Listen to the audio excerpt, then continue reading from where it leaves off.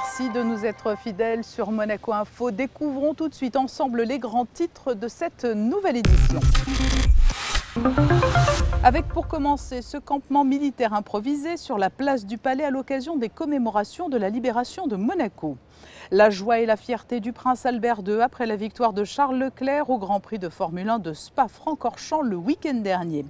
La fermeture du mini-club du Larvoto, une fermeture festive, vous le verrez. L'heure de la rentrée n'a pas encore sonné pour les élèves de la Principauté, mais elle est pourtant bien présente dans tous les esprits. C'est la dernière ligne droite pour l'achat des fournitures scolaires. Et puis, autre rentrée, la rentrée littéraire. Pour vous aider dans vos choix de lecture, vous pourrez découvrir tout au long de la semaine, dans le journal, les conseils des libraires de la Fnac Monaco. Le 3 septembre 1944, Monaco était libéré. 75 ans plus tard, jour pour jour, de nombreuses commémorations ont été organisées en plusieurs lieux de la Principauté. Christine Datomel va vous transporter dans le temps. Monaco est neutre au début de la Seconde Guerre mondiale. Mais malgré son impartialité, la Principauté est occupée par les Italiens en 1942, puis par les Allemands l'année suivante. Et après quelques jours d'affrontements avec les Allemands et de tirs de la marine alliée sur les hauteurs de Beausoleil, de la Turbie et du Montagel, Monaco est enfin libéré le 3 septembre 1944 par les troupes américaines et les forces françaises de l'intérieur. Et pour rendre hommage à la mémoire des victimes, cette journée a été commémorée ce mardi en Principauté au travers de différents événements.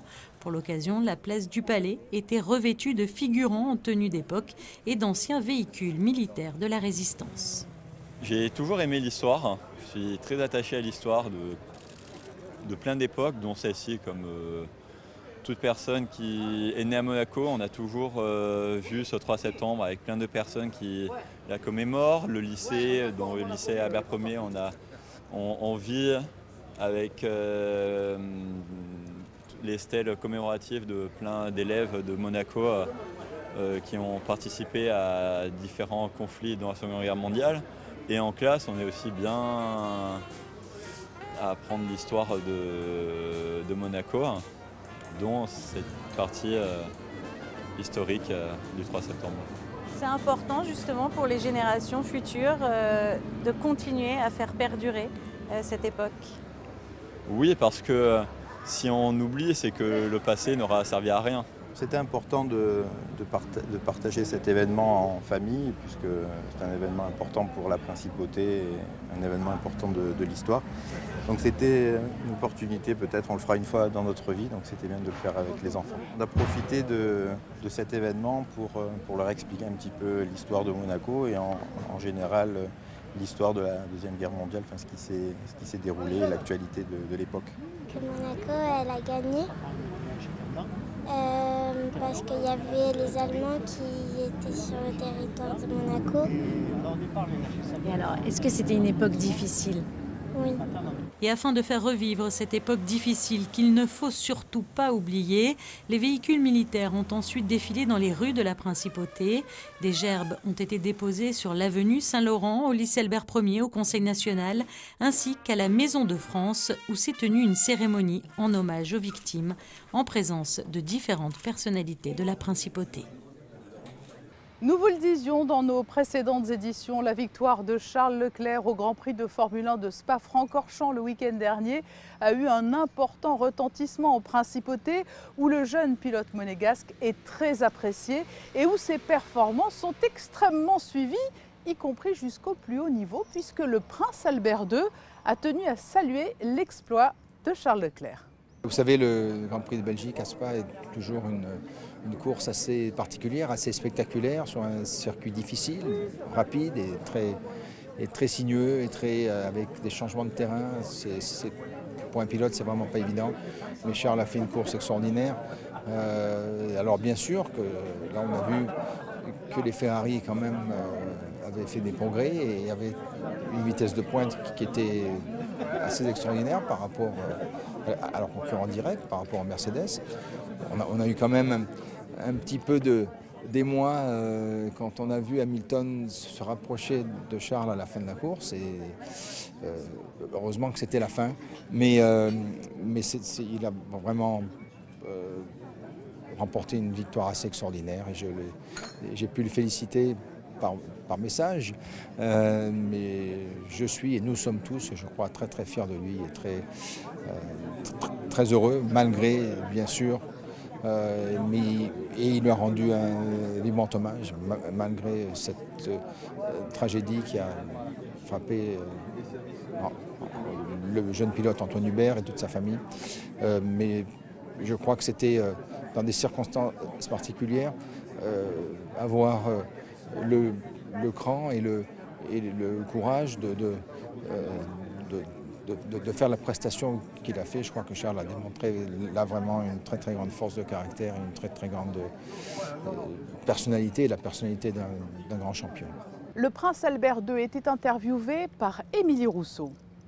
Le mini-club du Larvoto a fermé ses portes la semaine dernière et pour l'occasion, une decoration party était organisée pour ces petits pensionnaires qui ont tous mis du cœur à l'ouvrage. C'est un reportage de Sylvie Ferreira. Après plus de 28 ans d'existence, le mini-club du Larvoto ferme ses portes et en cette dernière semaine, la créativité des jeunes pensionnaires était à l'honneur. Le mini-club et le service petite enfance et famille de la mairie ont organisé une decoration party. Pour marquer le coup de la fin de l'été, nous avons décidé de faire une décoration sur toutes les vitres du mini-club avec écrit 1991 placé juste là-bas qui est la date de création du mini-club, avec au milieu mini-club et par à la fin 2019, la date d'aujourd'hui avec 3 petits points pour signifier la fin de cet été et le renouvellement du Larvoto, la rénovation. Tous les enfants se sont prêtés au jeu, les petits pensionnaires ont pu reproduire leur empreinte de main à la peinture, les plus âgés ont eu la possibilité de dessiner sur les vitres. Munis d'un marqueur, ils ont laissé libre cours à leur imagination. Alors là, on est en train de décorer le mini-club comme on peut, parce qu'ils vont détruire tout le Larvoto. Là, je vais dessiner une fleur. Moi, je suis en train de dessiner un smiley amoureux. Je vais dessiner une fleur, des dauphins. Pourquoi? Est-ce que tu sais pourquoi? Parce qu'on est à la plage? Oui. Les travaux de réaménagement du Larvoto débuteront fin septembre. Le mini-club, quant à lui, reviendra l'été prochain et sera installé dans de nouveaux locaux en principauté. On est très heureux, la mairie de Monaco et le service Petite Enfance et Famille est très heureux de vous annoncer que nous retrouverons la promenade du Larvoto après les travaux en 2022. D'ici là, pas d'inquiétude. Pour les enfants comme pour les parents, nous maintenons évidemment pendant l'été 2020 et l'été 2021 l'activité mini-club. Et l'activité crèche, qui est également hébergée dans cet établissement, sera installée à partir de janvier 2020 à l'Anibox. Une pluie de nouveautés à découvrir dans 2 ans. En attendant, la fête battait son plein.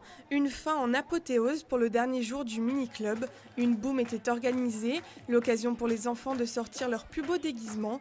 Aidés par les animateurs, ils ont livré des chorégraphies déchaînées. Une pause toute image dans ce journal avec l'actualité en bref. Et si l'été touche à sa fin, les rendez-vous musicaux de l'espace Léo Ferré n'appartiennent pas pour autant au passé. Pour preuve, le lieu a concocté une programmation placée sous le signe de la diversité.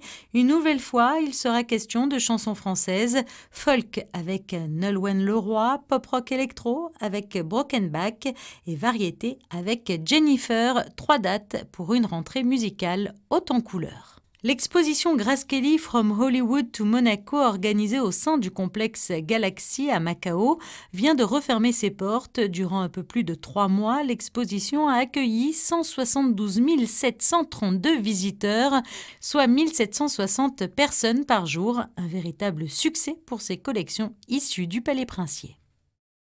À quelques jours de la rentrée scolaire qui aura lieu lundi prochain en Principauté, parents et enfants se bousculent dans les rayons des magasins et partent à la chasse aux fournitures scolaires demandées par les enseignants. C'est le thème du Focus Info de ce journal, signé Dominique Poulain.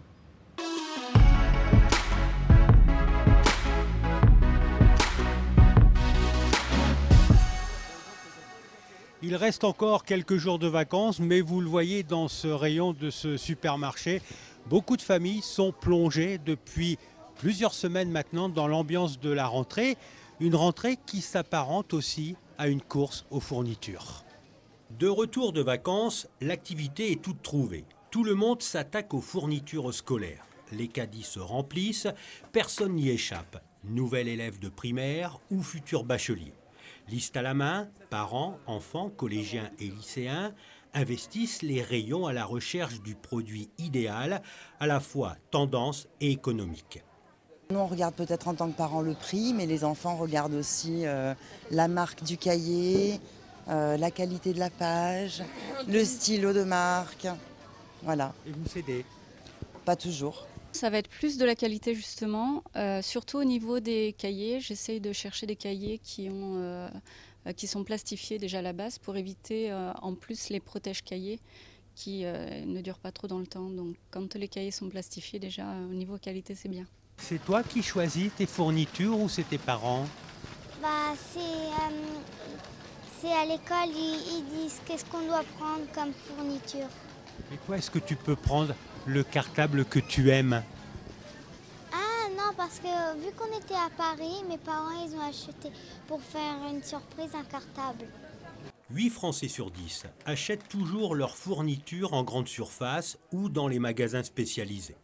Dans cet hypermarché de proximité de Fontvieille, le rayon écriture et papeterie est prêt depuis le mois de juillet.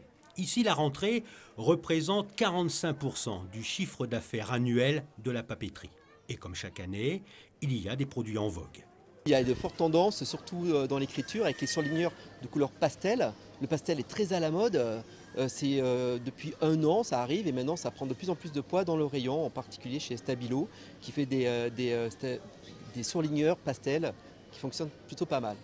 Pour les élèves, le cartable ou le sac à dos est toujours l'achat qui compte le plus pour la rentrée. Autre incontournable, l'Injada. Il n'a pas encore été supplanté par l'électronique ou le numérique et prend une place à part dans les achats de la rentrée. Il s'en vend encore 8 millions chaque année en France. Terminé le cahier de texte de l'école primaire, l'Agenda marque l'entrée au collège. Les agendas fonctionnent très bien, c'est un gros chiffre d'affaires dans le rayon parce qu'il y a un besoin d'équipement qui est systématique. Après, pour les cartables et les sacs à dos, c'est aussi de l'affectif pour les enfants, ceux qui viennent de choisir. Et effectivement, ça génère beaucoup de trafic dans le rayon. C'est un plaisir pour les élèves de retrouver la bonne odeur du papier tout neuf, mais aussi de choisir soi-même ses fournitures. Moi, je prends le classeur parce que c'est plus léger dans le sac, enfin, après à la fin de l'année, mais genre les cahiers, c'est direct lourd. Que les classeurs c'est plus léger, je sais pas. Ben moi ça dépend parce que je suis assez bordélique, du coup je prends les trucs où je perds le moins de choses, donc souvent c'est des classeurs aussi. Et parfois, mieux vaut venir avec la grande sœur. Ça va parce qu'elle est déjà passée en 6e, donc c'est un peu plus facile parce qu'avec maman c'est un peu dur quoi. Des fois je prends des trucs et on dit pas maman. C'est la première année du collège, donc je lui dis non, amuse-toi, achète ce que tu veux. Puis après, chaque année, c'est toujours les mêmes fournitures. Quand on reste dans le collège, c'est toujours pareil. Donc ça va. Les choses, elle les réutilisera pour l'année prochaine. Certains attendent la dernière minute pour profiter jusqu'au bout des vacances. Moi, je me prends à la dernière minute. Donc pour l'organisation, nous, on vient d'arriver de vacances. Voilà, donc, on fait ça au dernier moment. Certaines familles choisissent les petits commerces pour finaliser l'achat des fournitures. Dans cette papeterie-librairie de la rue de Millau, la rentrée scolaire est la période la plus importante de l'année. Ça commence au mois de juin, dès le 22 juin, et là jusqu'à fin août, début septembre, et après encore tout le mois de septembre, ça va continuer encore. Oui. Acheter uniquement ce dont on a besoin, un réflexe encouragé par cette enseigne, qui propose tous les produits en vrac. À la corvée des achats, certains parents répondent par la liste déposée en papeterie. Un service pratique proposé depuis de nombreuses années qui permet aux parents d'être plus détendus et aux libraires de se différencier des grandes surfaces. Ils nous envoient ou par mail, ou par téléphone, ou ils déposent la liste. Nous, on prépare. Dès que la liste est prête, on les prévient, on les met de côté. Et ils n'ont plus qu'à la récupérer. Autre service mis à la disposition des clients, la couverture des livres. Feuilles à grands carreaux ou petits carreaux, cahiers 21-29-7 ou 24-32, stylo à billes ou à plumes, gomme ou encore règles, la liste fournie par les futurs instituteurs ou professeurs peut être longue. Et dans ce cas, la rentrée coûte assez cher aux parents. Uniquement en papeterie, on est à 100 € par tête, entre 80 et 100 € uniquement pour la papeterie. Après, il faut rajouter la machine à calculer, il faut rajouter un peu de textile au travers des vêtements de sport, les blouses, tout ça. On monte facilement à 160, 180 €. Pour éviter que le ticket de caisse ne soit trop salé, certains n'hésitent pas à prendre leur temps pour dénicher les bonnes affaires. D'autres évitent de prendre des marques qui coûtent beaucoup plus cher. Des fois, il y a des choses qui coûtent cher, alors ma mère elle dit non et c'est moi, c'est bon, j'abandonne. Hein. Par exemple, il y a des feutres qui coûtent cher, je l'ai vu absolument, mais des fois, il faut refuser les choses. Hein. Il ne faut pas toujours dire oui. Par exemple, je sais pas moi, on veut absolument la chose et les parents à la fin ils vont trop être énervés, c'est pas possible. Tu n'arrives pas à faire craquer ta maman? Ben, des fois j'essaye mais j'y arrive pas, non c'est trop dur. On choisit ensemble, mais après j'ai un budget donc à pas dépasser bien sûr. Consciente des coûts qu'engendre cette partie de l'année, cette grande surface fait attention au prix et propose une série de fournitures à bas prix. Il s'agit aussi avant tout de s'aligner sur les prix des concurrents. Nous, on a une guérilla, effectivement. Ce qu'on appelle la guérilla, c'est qu'on va se comparer avec nos concurrents pour être le moins cher possible. Donc on a une partie des prix qu'on appelle les imbattables, où on va s'aligner le moins cher possible par rapport à nos concurrents. Et on est compétitif en fait sur tous les produits leaders, sur plus de 200 références qui sont leaders sur la liste des élèves des écoles. Impossible enfin d'échapper aux fournitures respectueuses de l'environnement. Une partie de ce rayon présente des produits recyclés. Mais pour toutes ces familles, les courses ne sont peut-être pas terminées. Il faudra sans doute les compléter la semaine prochaine, une fois la première journée de rentrée passée. Autre rentrée, la rentrée littéraire. Elle est toujours très attendue, l'offre est importante dans les rayons des librairies. Alors pour vous aider à y voir plus clair, nous vous proposons tout au long de la semaine, dans le journal quotidien, le coup de cœur des libraires. Après Amazonia, hier, place à la femme aux cheveux roux qu'a choisi Jean-Baptiste Gache. Alors moi j'ai retenu un ouvrage du prix Nobel de littérature, donc Orhan Pamuk, d'il y a quelques années. J'avais déjà lu, on lui devait notamment Neige qui était exceptionnel. J'avais bien aimé Le Musée de l'Innocence et là il a réitéré dans un autre genre mais toujours dans la simplicité avec un mélange de thèmes éternels comme le passage de témoin, c'est une sorte de roman initiatique, le rapport avec le père également. Tout ça, ça se passe en fait dans la Turquie des années 70, donc en même temps vous avez une vue sur la politique, sur ce qui avait pu se passer à l'époque avant le coup d'État des militaires de 1980. Non, j'ai trouvé ça vraiment très bien. En plus, au niveau du rythme, vous avez une fluidité. Ce sont des chapitres assez courts et on suit un jeune personnage sans trop dévoiler qui va être embauché pour un été avec un puisatier, donc c'est assez original. Il y a toute une ambiance qui se dégage, vraiment, c'est le coup de cœur. Le libraire Jean-Baptiste Gache répondait à Sandrine Nègre. Nous allons maintenant découvrir les cartes météo pour les jours qui viennent. Du côté de la météo, le temps sera mitigé ces prochains jours, hésitant entre éclaircies, passages nuageux ou orageux. Si mercredi le ciel se partagera entre le gris et le bleu, jeudi les orages feront leur apparition. Au programme de la pluie, entrecoupée de légères éclaircies. Ce week-end également des averses avec des foyers orageux, notamment dimanche.